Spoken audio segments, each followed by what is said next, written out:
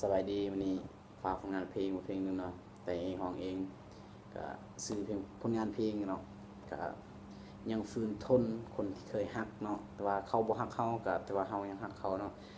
โดยเฉพาะฝากให้เมืองซานไซเด้อให้สาวเมืองซานไซทุกคนบ่ว่าหญิงหรือชายก็เห็นแล้วก็คันว่าถึกใจก็กดไลค์กดแชร์ว่าสิเป็นกำลังใจแต่งใหม่เนาะ อายทนคำคนว่าหักกันกับเขาคนนั้น เขามีพร้อมให้ทุกอย่างอายคนนี้ยังเพียงทำใจนั่งแต่ห้องไห้มีแต่อยากตาย เจ้านั้นสบายดี คนคนนั้นมาป้อนว่าทีอายคนนี้ มีแต่นั่งเล่น เจ้าคนนั้น มีเพียงกับคำสองคน อายอดทน ถ้ามือใดเขาทิมน้องไป อยากบอกหูว่า ถ้าคนนั้นทิมน้องไป อายเอาใจ ของน้องตลอดเวลาอายคนนี้มันคนบ่หล่อแต่ก็พอมีลมหายใจ แต่คนใหม่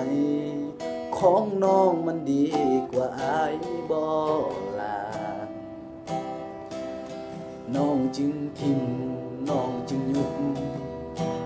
ย่อหยุดเวลาย่อคำมา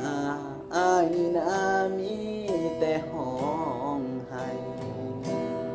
อายคนนี้สิบ่เว้าหลายปานใดคันน้องสิไปหาไสน้องก็ฝากไปแน่เด้อน้องลาอายคนนี้เมื่อยแห้งเจ็บแห้งให้เจ้าเข้ามาอายนี้สิบ่เส็ดน้ำตาให้ฝ่าน้องออกมาจากชีวิตอายคนนี้ มีเพียงสัญญา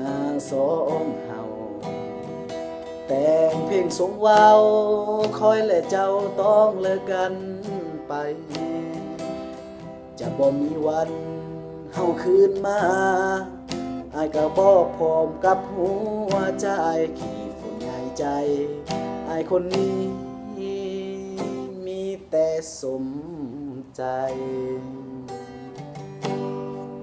อายคนนี้มีแต่สมใจ